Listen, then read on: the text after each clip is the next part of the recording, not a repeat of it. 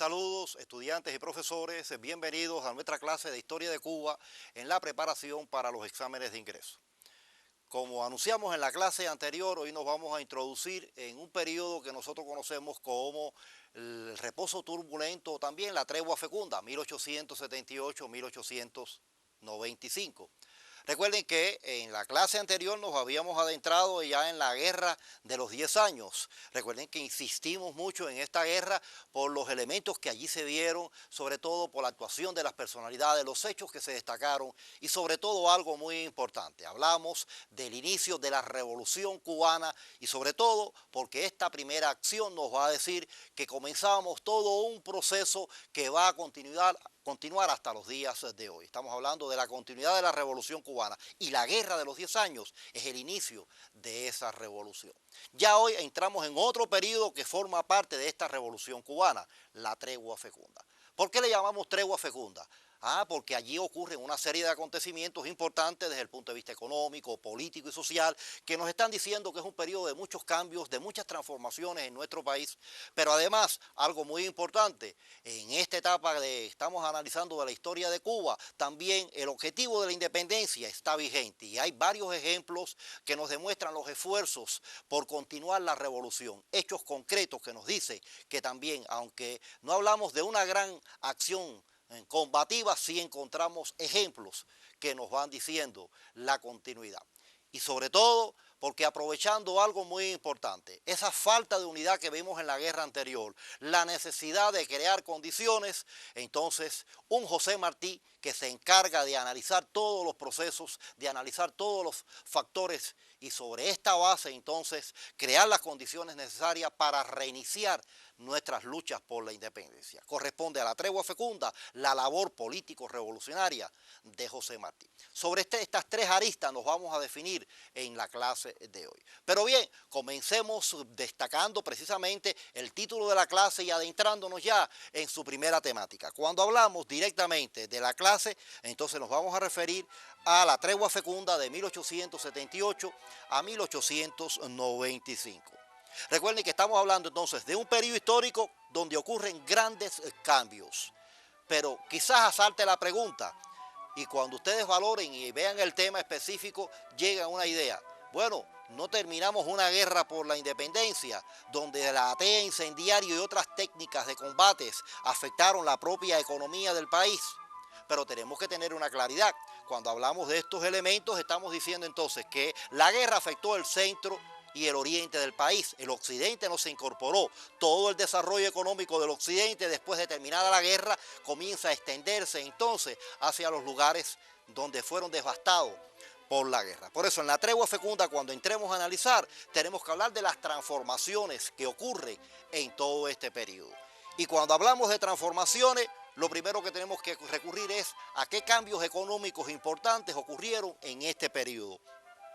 En esas páginas que aparecen en pantalla de su libro de texto, entonces ustedes podrán encontrar los ejemplos necesarios. Recuerden que hablamos de un periodo de grandes transformaciones, de grandes cambios en la industria azucarera cubana. Allí aparecen elementos importantes, desde la introducción de técnicas en esta industria, todo un proceso de concentración de la producción, la aparición de los centrales azucareros, la extensión de los latifundios, la división social del trabajo. Creo que son elementos que nos están diciendo estas transformaciones en la industria azucarera. Pero ahora comienza un aumento de las inversiones de capital norteamericano y sobre todo a las principales ramas de la economía y al comercio. Estados Unidos entonces va adquiriendo una fuerza fundamental dentro de la economía cubana. Quiere decir que desde el punto de vista económico hay cambios significativos en todo este periodo. Pero no solo son los económicos, estos económicos se revierten también en cambios sociales. Y creemos que hay uno que es importante que ustedes no pueden dejar de mencionar. Estamos hablando que en 1886 se produce la abolición total de la esclavitud. El esclavo obsoleto, ante todos estos cambios económicos que están ocurriendo, entonces España no tiene otra salida a pesar de los varios intentos que hizo por tratar de alargar la esclavitud. Y en el libro de texto hacen referencia a la ley de vientres libres, a la ley del patronato. Pero ya en 1886 España tuvo que abolir la esclavitud. Y a partir de aquí, el crecimiento de la clase obrera, la organización de un movimiento obrero cubano y sobre todo la aparición de algunos sectores en el periodo. Pero también desde el punto de vista político ocurren cambios significativos. Y cuando hablamos desde el punto de vista político, una nueva división aparece desde el punto de vista político-administrativo. Es la etapa de las 6 provincias clásicas cubanas, porque ahora Occidente se divide en 3 provincias, Pinar del Río, La Habana y Matanzas. Las demás regiones se convierten en provincias, la provincia de las Villas, Camagüey y Oriente. Pero además, algo muy importante al cual ustedes tienen que darle un seguimiento al detalle, según su libro de texto, a la aparición de los primeros partidos políticos de la burguesía.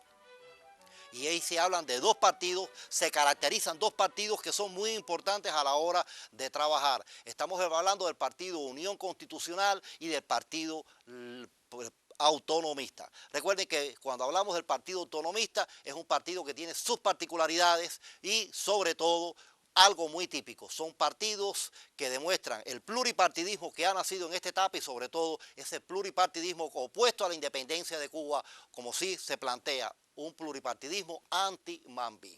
Por lo tanto, estamos hablando de una etapa de grandes cambios económicos, políticos y sociales. Pero quisiera al menos que cuando caractericemos toda esta etapa, lleguemos a las siguientes conclusiones. Veamos. Si hablamos de transformaciones, estamos entonces hablando de cambios profundos en la industria azucarera. Estados Unidos se ha convertido en la metrópoli económica. Recuerden lo que dijimos, domina la economía en forma general, la industria azucarera, el tabaco, la minería.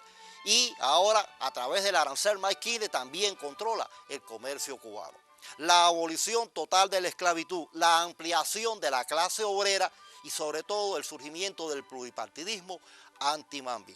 Creo que en estos 5 aspectos se recoge la esencia de los principales cambios que han ocurrido en Cuba durante la tregua fecunda. Cambios en todas las facetas económico, político y social. Pero bien, no solo estos cambios, también yo había dicho algo al inicio.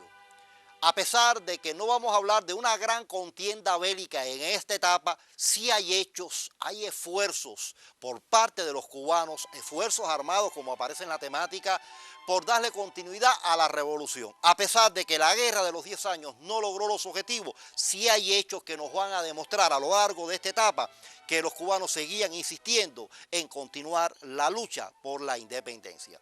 Y hay varios ejemplos en el libro de texto, y ahí tenemos el primero para mencionarlo, la protesta del Jarao, un hecho ocurrido en la región central, sobre todo porque era la posición de Ramón Leocadio Bonachea, uno de los líderes villareños, contra el Pacto del Sajón. A pesar ya del año 1879, periodo de tregua fecunda, había cubanos que todavía se oponían a lo que había ocurrido en la guerra de los 10 años. Y la protesta del Jarao es un ejemplo de lo que estamos planteando. La guerra chiquita, creemos que es el hecho clásico en esta etapa histórica porque ocurre con algo muy importante. Su nombre lo está diciendo, guerra chiquita, una etapa de lucha que abarca desde 1879 hasta finales del 80. O sea, no llegó a completar los 2 años de acción.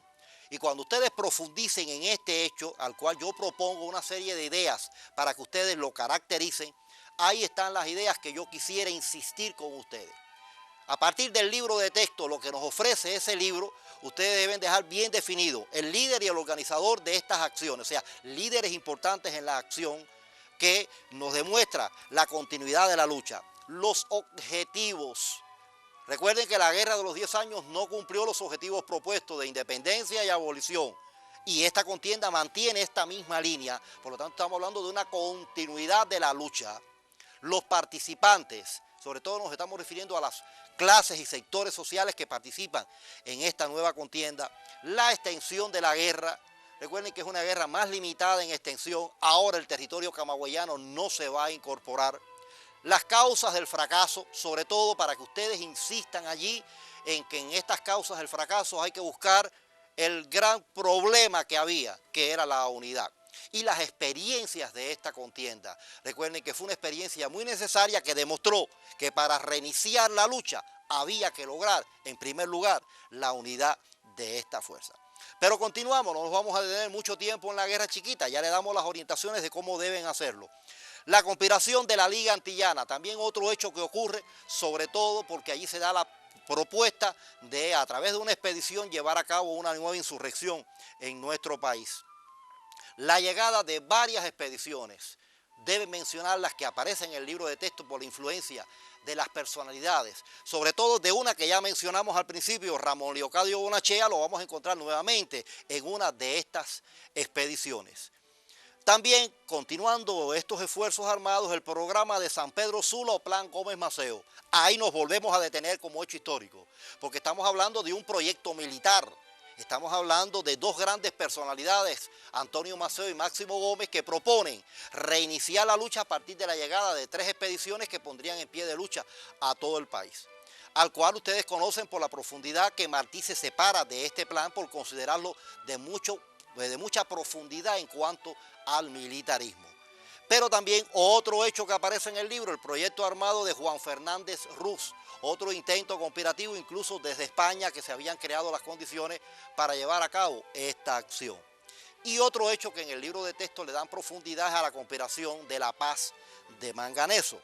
La presencia de Antonio Maceo en la región oriental hizo que se gestara un movimiento conspirativo para iniciarlo el 8 de septiembre de ese año, pero es descubierto por las fuerzas españolas, tiene que volver a salir de Cuba y fracasa esta acción. Cada uno de estos ejemplos que yo les he puesto tiene una idea concreta, que cada uno de ellos, cuando ustedes lo trabajen, hagan caracterizaciones, sobre todo deteniéndose en estos dos que hemos dado más fuerza, a la guerra chiquita y al plan Gómez Maceo, por la profundidad y la significación de ellos.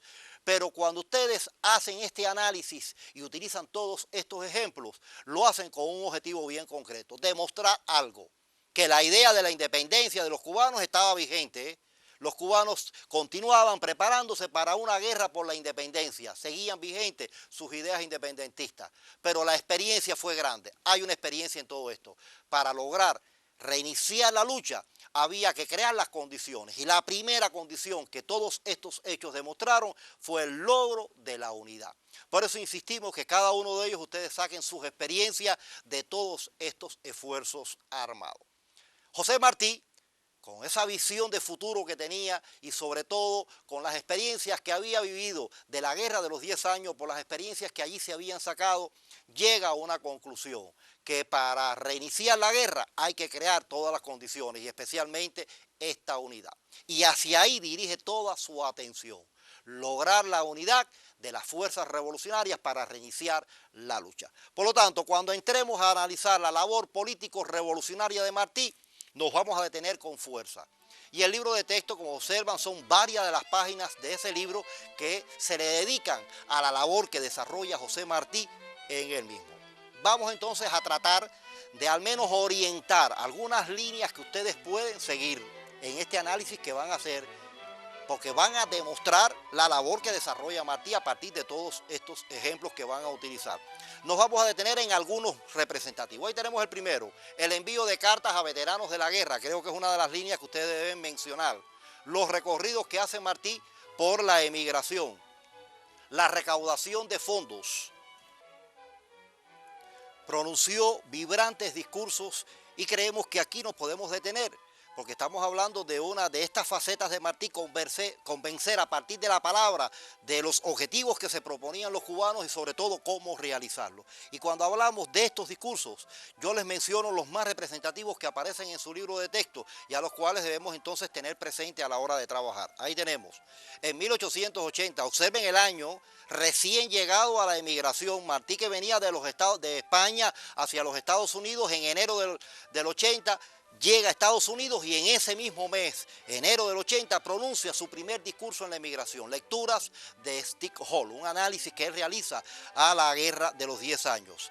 Ya en el periodo de 1887 al 91, los que nosotros llamamos discursos conmemorativos por el 10 de octubre.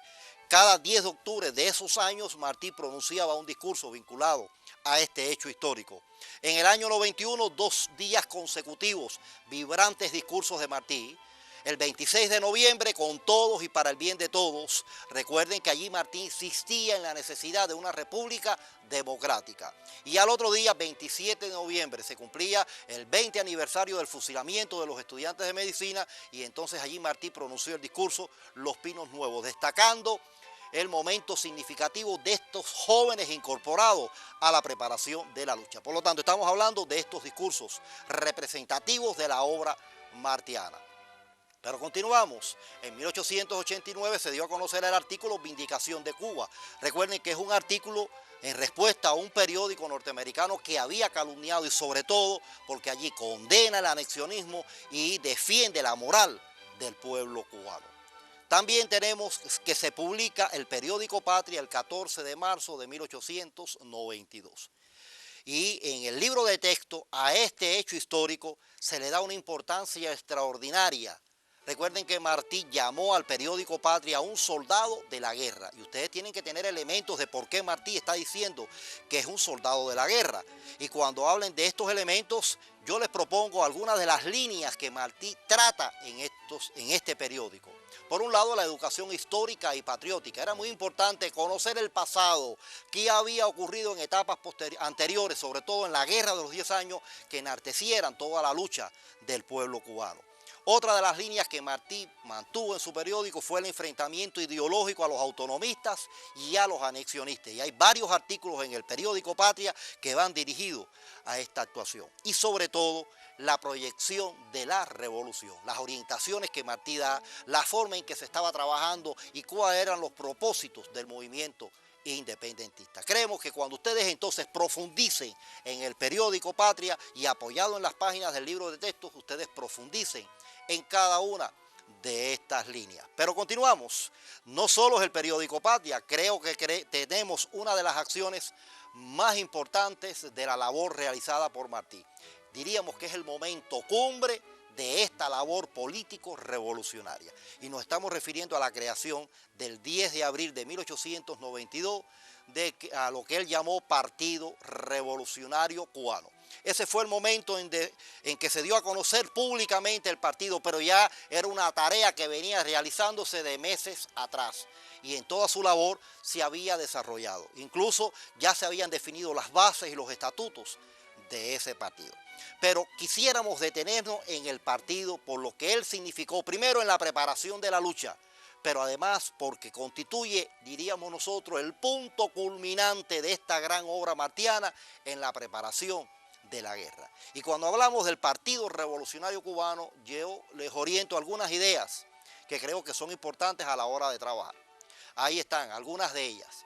En primer lugar, los documentos programáticos que tiene este partido son dos documentos importantes. Las bases, porque en estas bases Martí nos va a orientar cuáles son los objetivos del partido, cuáles son los principios que va a estar basado el partido y sobre todo los estatutos secretos, porque allí Martí nos va a hablar de la estructura y los que van a integrar ese partido, las figuras dirigentes, pero además las funciones a cumplir por cada uno de estos representantes. Entonces estamos hablando que es un partido que va a tener sus dos documentos programáticos, las bases y los estatutos secretos. Sus fines fueron la independencia de Cuba, auxiliar a la de Puerto Rico y establecer una república democrática. Vayan observando los objetivos ya de esta nueva etapa que se va a avecinar de lucha. Se mantiene la independencia por la continuidad que va teniendo la Revolución Cubana, pero además ya hay un paso de avance cualitativo y estamos hablando, primero por un lado, el apoyo a la lucha del pueblo puertorriqueño, pero por otro lado estamos hablando también del establecimiento de una república democrática. Ya se abolió la esclavitud en el 1886, por lo tanto un paso inmediato tiene que ser el establecimiento de la república democrática. Quiere decir que cuando estamos valorando entonces el partido, no solo se habla de las bases y los estatutos, sino también vamos a hablar qué objetivos, qué líneas directrices tiene este partido. Pero continuamos, creo que hay elementos que también nos van a ir definiendo elementos. Su principio fue el centralismo democrático, ahí lo tienen en pantalla. Recuerden que cuando hablamos de centralismo democrático, Martí iba a ser el delegado de este partido revolucionario. Su nombre lo está diciendo, delegado, porque las masas que lo van a elegir van a delegar en él toda su responsabilidad, toda su confianza. Y Martí entonces tiene la misión de representar a las masas. Se establece un círculo entre masas que eligen al delegado y el delegado que representa a las masas. Estamos hablando del principio de centralismo democrático. Desarrollar una guerra breve y generosa. Observen estos dos elementos que Martí insiste en su documento. Breve, porque a partir de una preparación no debía ser tan extensa como la guerra de los 10 años. Una guerra lo más rápido posible, bien preparada, pero cumpliendo los principios de una guerra civilizada, una guerra generosa. Ahí está el concepto de generosa. Actuó como un frente de lucha. Y es importante que cuando ustedes toquen este aspecto tengan en cuenta qué cosa es un frente, quiénes pueden integrar este frente.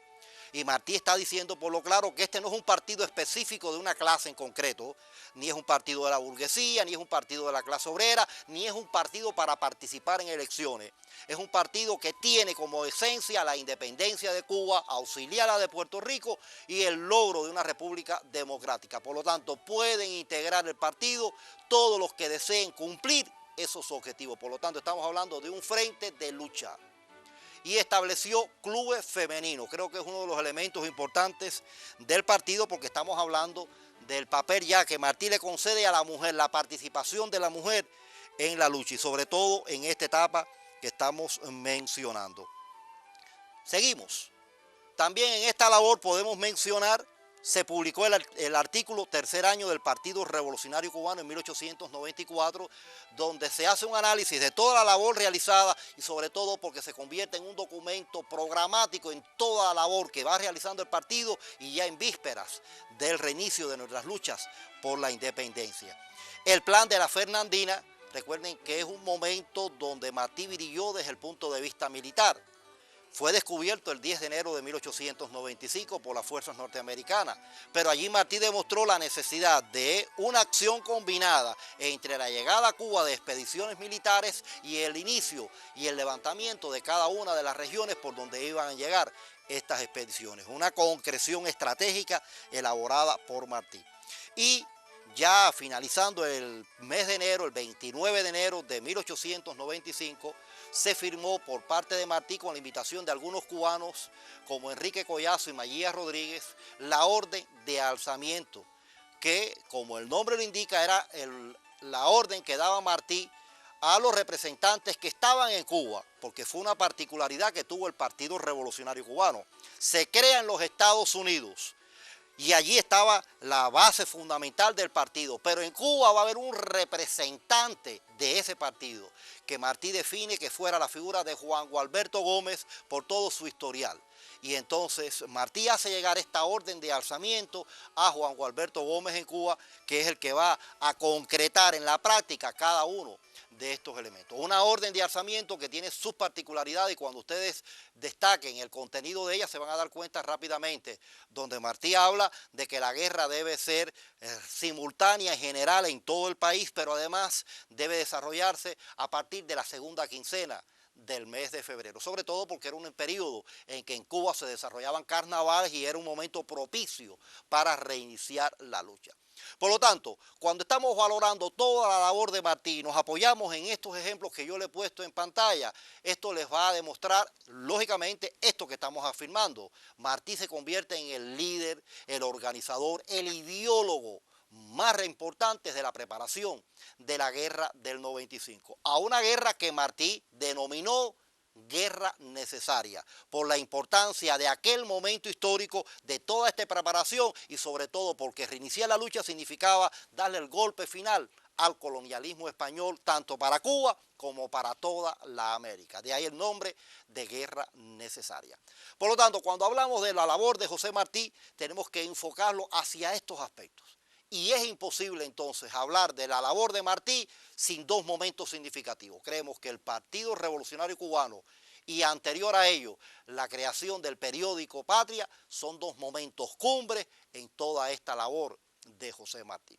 Por lo tanto, estamos en un momento importante de la tregua fecunda. Ya todas las condiciones están creadas para el reinicio de la lucha, sobre todo por la labor que ha realizado Martí desde la emigración. Pero cuando vamos a Cuba, hay una serie de factores que se han agudizado, económicos, políticos y sociales. Y todo esto entonces nos lleva propiamente a plantear que en 1895 en Cuba existían las condiciones para el reinicio de la lucha. En otras palabras, existía una situación revolucionaria. Y ese entonces es un contenido que vamos a profundizar en la próxima clase. Nos vamos a adentrar entonces en la guerra del 95. Quisiéramos como estudio independiente que desarrollaran la siguiente actividad. José Martí desarrolló una formidable labor para preparar la revolución de 1895. Argumenta 4 elementos de esta afirmación. Observen que nos hemos dirigido a lo que consideramos lo más representativo en la tregua fecunda, la labor desarrollada por Martí, sin obviar ya las otras temáticas que hemos trabajado.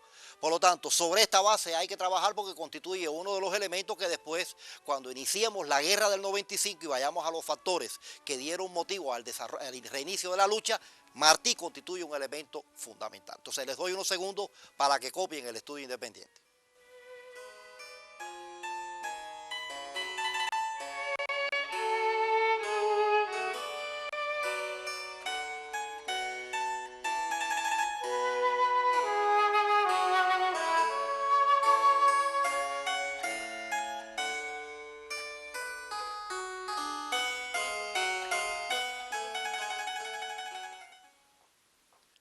En la próxima clase vamos entonces a detenernos en ese hecho histórico, la guerra del 95 o como la llamara Martí, la guerra necesaria.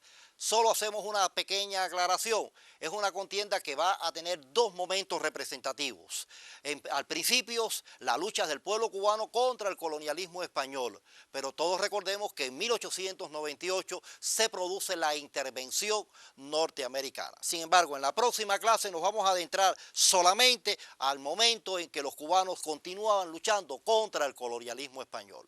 Ya en futura clase entonces vamos a trabajar toda la política norteamericana y especialmente esa intervención yanqui. Sin más entonces los espero en la próxima clase.